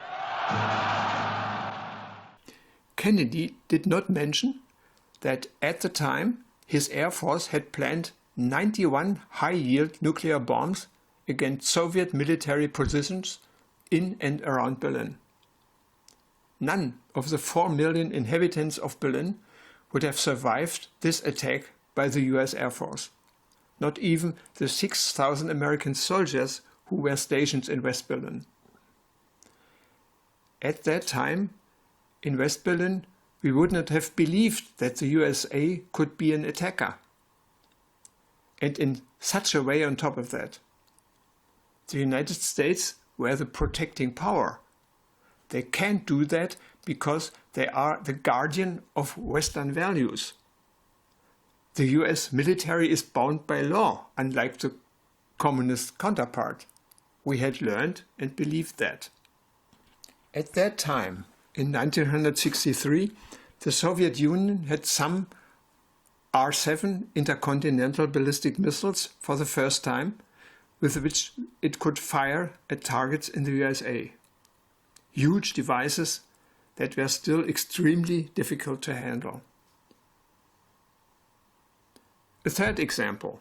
From 1962 to 1968, US B-52 bombers circled the Soviet area of influence with live nuclear bombs on board, continuously day and night, ready to curve towards pre-planned targets and drop extremely high-yield nuclear bombs. The planes were refueled in flight. Over 700 of these 8 engines giant bombers had been built. The practice of these circling flights had drawn criticism from the American public. In 1964, a Hollywood film came into the cinemas with the title Strangelove, or How I Learned to Stop Worrying and Love the Bomb. The film dealt with the people behind these circling flights and with their thinking. The main character, Dr. Strangelove, could be seen as a merger of Hitler's propaganda minister Goebbels and the then leading American Air Force General Curtis LeMay. He was considered the brain behind the PSYOP plan.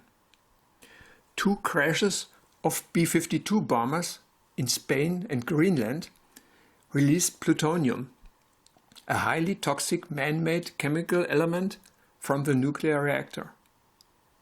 After the accidents, the circling flights were discontinued in 1968. Here, one of the 4 hydrogen bombs that the US Air Force recovered from the Mediterranean Sea in 1966 after the accident in Spain. Explosive yield 100 times Hiroshima. 2 more bombs caught fire in the crash near the coastal village of Palomares. Around 3 kilograms of plutonium fell to the ground as ash rain. Today it is clear that the detoxification of the affected area will never succeed. The Spanish state declared 7 square kilometers a permanent restricted area. It is assumed that 1/2 kilogram of plutonium is still in this area. The radioactive decay is very slow. After 24,000 years, half of the plutonium will still be present. The main health hazard is inhalation of plutonium dust. The particles have been shown to cause cancer with a high degree of probability. 70 millionths of a gram of plutonium per square meter make an area a blank spot on the map forever. The Soviet Union never had the technical means of circling the USA with bombers. There was not only a lack of suitable aircraft, but also of overseas Air Force bases for intermediate refueling the bombers. Just to write down all this in retrospect today, with the facts that came to light only in recent years, it stunned me. It does not fit in with my beautiful experiences during my studies in New York in 1964 and about a dozen trips later, partly professional, partly private, to this great country USA with its hospitable people. The reported events are historically documented, but hardly known in Germany. Shouldn't they be in the school books so that German children grow up with respect for life and so that they can experience weapons of mass destruction for what they are, crimes against humanity and nature, and thus a threat to the future of these children themselves? In the territories of the former Soviet Union, the US threats are omnipresent in the memories.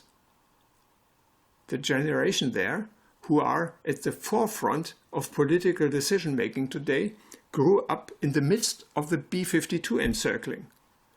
They passed this experience on to the young generation, who are demonstrating for more democracy in Moscow, for example, as in this picture of 2021. The Russians never received an answer. What have we done to the American people that they want to kill us? Little did the people of Russia suspect that these monstrous threats were built behind the backs of the American people. In their communist deficiency system, they could not imagine that none of this had anything to do with national defense and was not meant personally at all. On the American side, no fear, no hatred, no emotion at all. Material abundance is about economic numbers and military careers. Human suffering does not appear in this calculation. The word human rights is used daily, but its meaning is forgotten. Today, this connection is known in Russia, at least in the state leadership. Apparently, there is a picture of the adversary's supposed intentions and a determination not to let that happen. That should also apply to the new Pershings. How would we see the situation if our emotional world had been shaped by such daily threats for years? What if we had been the addressees of the Western lies, attempts of fraud and wars of aggression of the past 3 decades? But isn't that all in the past? Forgive and forget? The US has a new president, Biden. Does he want to conquer Russia by force? Is there any evidence for this? There is a chain of wars of aggression that the USA has waged since the end of the Cold War in 1990, including against Iraq 1991, Yugoslavia 1999, Afghanistan 2001, again Iraq 2003, Libya 2011, and Syria since 2014. All these wars, with the exception of Libya, had no mandate from the UN Security Council and were therefore violations of international law. In Libya, the US and its entourage exceeded the UN mandate no-fly zone. They destroyed the structure of the state and thus also made this war too illegal under international law. In the past 2 decades, no US president has managed to stop his country's uninterrupted warfare. Not even Barack Obama, the Nobel Peace Prize winner, not a single day was peace. Half a century before Obama, US President Eisenhower was the first to have the painful experience of not being able to control his military-industrial complex. At the end of his 8-year term in office, he attempted to end the nuclear arms race. For this end, in 1959, he invited the Soviet head of state, Nikita Khrushchev, to a 2-week visit to the USA with his family. The visit took place. The 2 most powerful men in the world agreed to hold a conference on nuclear disarmament in 1960. A fortnight before the date, the US Secret Service CIA sabotaged this conference. A spy plane was sent across the Soviet Union, a provocation against Khrushchev.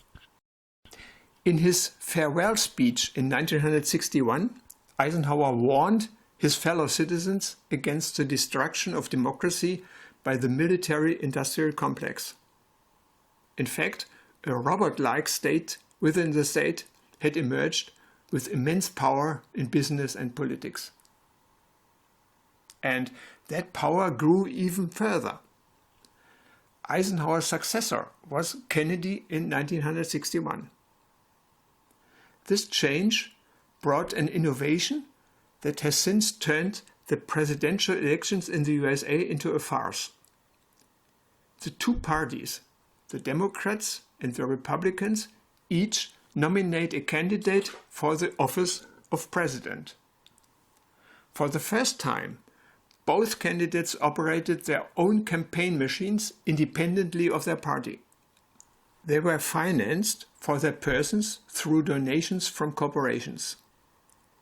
This open corruption is not illegal in the US. The donations were appropriately divided between the two candidates.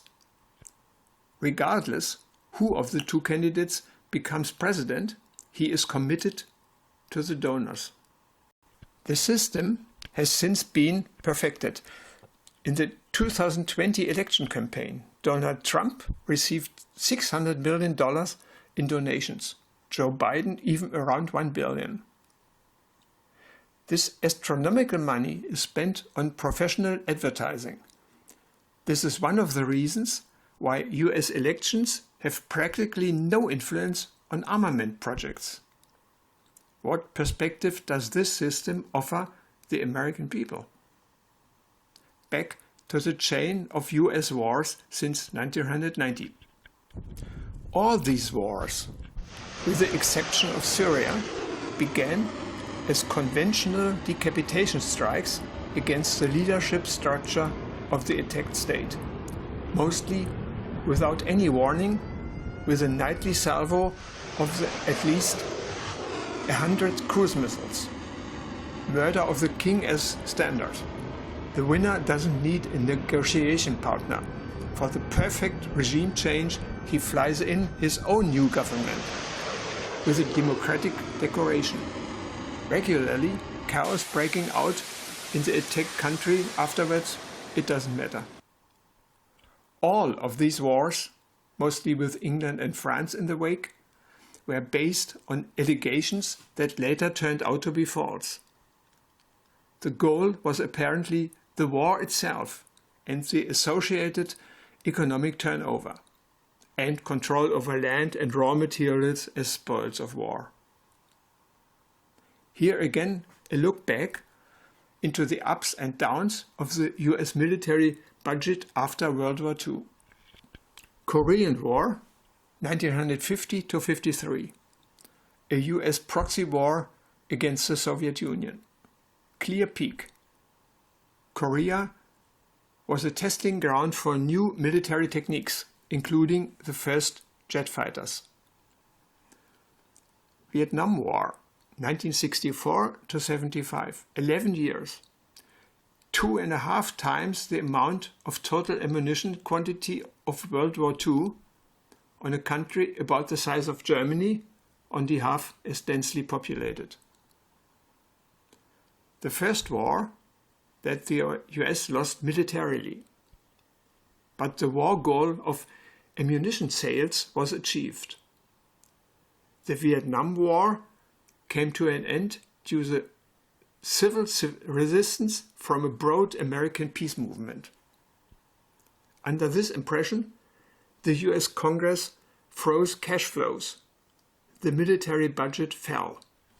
But in 1981, the newly elected President Reagan got business going again with a range of new arms programs. The space armament Star Wars, new intercontinental ballistic missiles, MX Peacekeeper. At the front of the missile, 10 warheads, each 25 times Hiroshima, a nuclear area bombardment. And of existential importance for Germany, the so-called NATO retrofitting, of which we have already spoken. From 1984, the Pershing II missiles to West Germany. And from that, the nuclear duel, which ended in 1987 with the INF Treaty. And since 2019, this game has started all over again. The new missile scenario in Europe must not happen under any circumstances. Apart from the danger of nuclear war, all wars since 1945 have been conventional wars. Here is a picture from Aleppo in Syria, 2017. This is how it would look in European cities as a result of attack or defense, regardless of who launched the grenades and bombs. Let's take Germany as an example. In this high-tech country, however, there is still something else. Nuclear power plants are still in operation. And in many places, there is large-scale chemical industry with highly toxic substances. Such systems in war act as bomb amplifiers. Today, the supply system in Germany is even more centralized than it was during the Cold War. For example, in the areas of water, electricity, food and health. The dependence on a functioning power supply has become extreme. Substations distribute the electricity. These facilities are open, unprotected and easily attackable. What happens without electricity? No light, no electric stove, no refrigerator, no radio, no television, no computer, no internet. But no heating either. The burners need electricity. No water, because the water pressure is generated by electric pumps. The toilet no longer flushes. Today's landline telephones need a power supply from the socket. Dead. Recharge cell telephone batteries. Dead. Cell phone masts. Dead. So also a charged cell phone. Dead. No traffic lights. No petrol pumps at the gas stations. Supermarkets dead. Not just the checkouts, but also lighting, ventilation and cooling units. With a little knowledge of the internet technology, opponents can sabotage public utilities. Such so-called cyber attacks are not fate, but the result of our own thoughtlessness. To the critical switching points, there belong not remote-controlled machines, but people. The finding is very simple. Germany is incapable of war. The main task of the government is to ensure that there are never any effects of war weapons on German soil, not enemy weapons and especially not own weapons, including weapons of any allies. The be-all and end-all to keep the peace in Central Europe is the United Nations Treaty on the Prohibition of Nuclear Weapons. So far, the German government has ignored it. According to the already mentioned opinion poll from April 2021, 80% of the respondents in Germany demand the signature of this nuclear weapons ban treaty. So 4 out of 5 Germans want nothing more to do with nuclear weapons. How do the German parties view the nuclear weapons ban treaty? The so-called old parties, CDU, CSU, SPD and FDP, and also the AfD, follow the line of the USA and NATO. Lack of information or outside influence? The Greens were founded in 1980 in the resistance against nuclear armament. It was the Pershing II nuclear missiles that brought the Greens into the Bundestag for the first time in 1983. Their current leadership staff should know this. But in 2020, the Greens switched to the NATO line. Nuclear weapons withdrawal and prohibition treaty no longer any urgency. So outside influence? There remains the Left Party. As the only party in the Bundestag, it demands the immediate German signature of the UN Nuclear Weapons Ban Treaty without any ifs or buts. So this is rounding off the picture. Given this situation in the political landscape, it is not surprising that 5 of the 6 parties strictly keep the issue of nuclear war danger in Germany out of the election campaign. So the Left Party has become a beacon of hope for the Nuclear Weapons Ban Treaty, and thus for averting the danger of war. Like all parties, the left has internal wing struggles. According to current polls, June 2021, it can expect around 7% of the votes in the 2021 federal elections. So at best, it can achieve something in a coalition. The only coalition that could move something towards the risk of war is likely to be red-red-green, meaning SPD, left, Greens. The three together need at least 51%. With all other thinkable coalition combinations, it is to be feared that the nuclear weapons ban will continue to be ignored. At the end of the legislative period, in the 2025 election campaign, the new Pershings will be there, and the danger of war will be acute for Germany if the catastrophe has not already happened by then. A simple calculation based on the surveys from June 2021. SPD at 15%, Greens at 20%, that is, the left needs at least 16%. Otherwise, red-green will not happen, based on these recent data. And once a red-red-green coalition should be achieved, there will be internal struggles in such a coalition. But mathematically, this is the only chance to make any progress with the Nuclear Weapons Ban Treaty. So this is the way to go. In 2021, many people seem at loss as what to elect this time. None of the party programs are convincing. The massive corruption in politics is disgusting. Add to that the confusing electoral system, cleverly constructed in the 1950s for the benefit of the big parties. First vote and second vote. Which one is more important for the Nuclear Weapons Prohibition Treaty? The second vote always counts, even with a smaller party. That is why the second vote is the important one for the nuclear weapons ban. The first vote only counts for the party that has the most votes in the local election district. All first votes for candidates from other parties in this district are ignored, gone. So the simple recipe: first vote does not matter, second vote for the Nuclear Weapons Ban Treaty.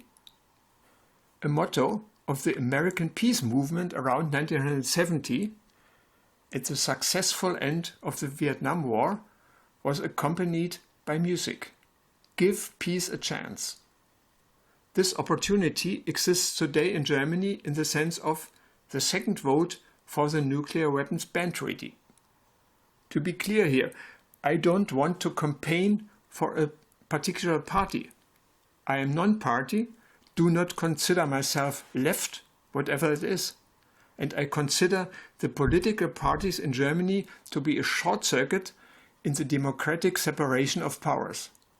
But today we have nothing better than what we just have, and it seems for the most part even better than what many other countries have.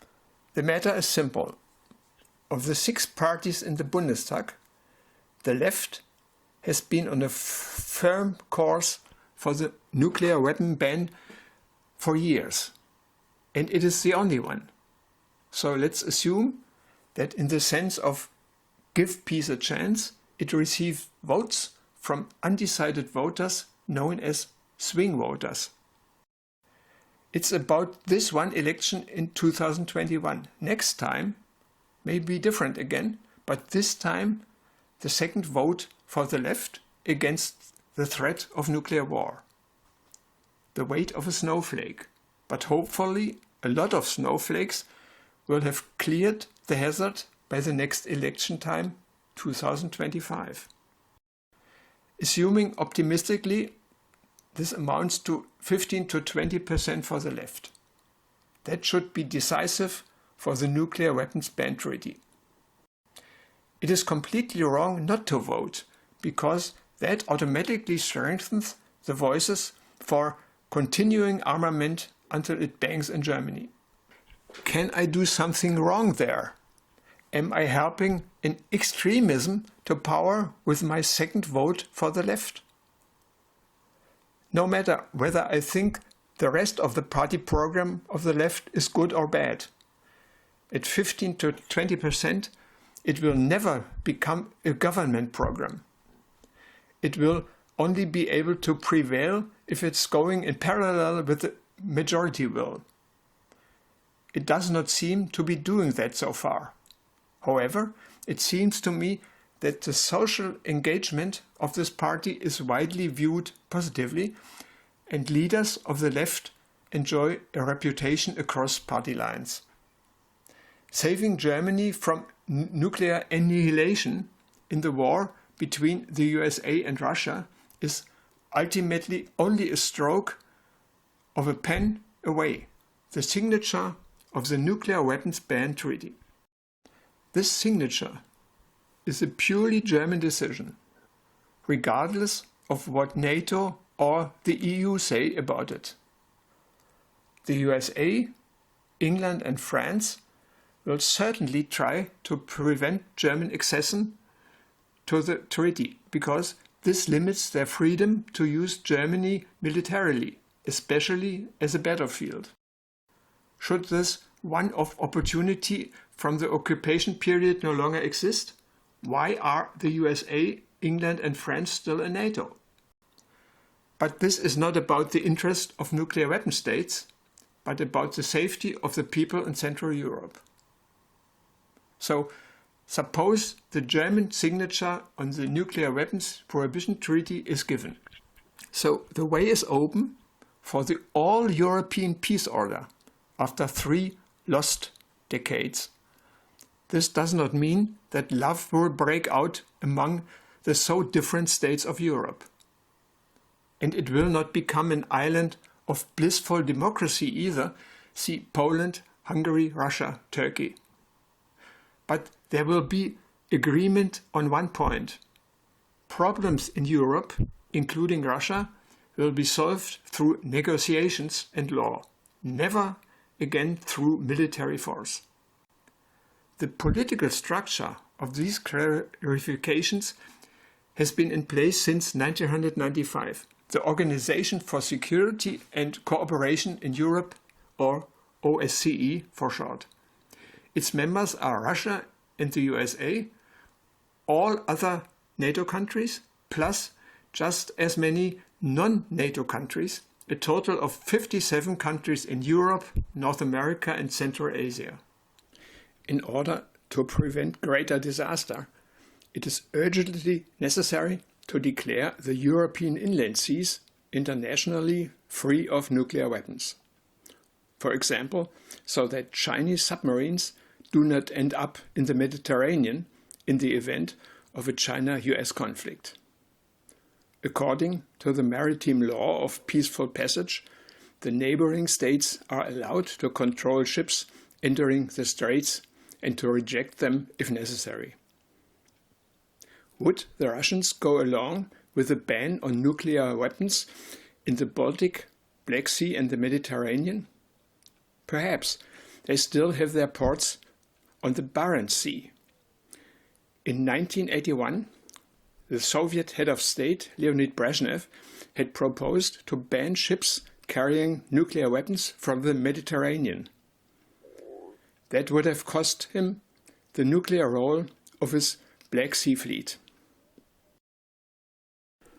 All peoples in Europe, North America and Central Asia will be relieved to agree to one another, we outlaw war.